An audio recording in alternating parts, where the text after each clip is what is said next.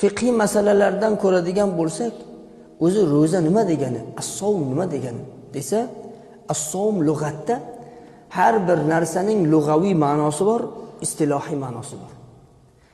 Lug'at degani arab tilida savm nima degani desa, al-imsak, mutlaq imsak. Ya'ni mutlaq yemaslik, ichmaslikni savm deyiladi.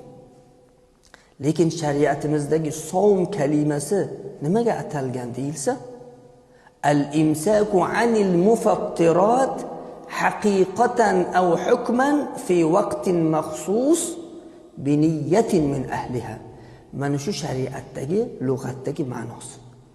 Istilohiy ma'nosi. Istilohiy ma'nosi ro'za deganda nima desa, ro'za deganda haqiqiy yoki hukmiy ochuvchi narsalardan inson o'zini tiymoqlik va ro'zadorman, ro'za tutyapman degan niyat bilan bo'lmog'i va o'z ahlidan bo'lmog'i. O'z ahli degani balog'at yoshiga yetgan, aqli joyida degan ma'nolar.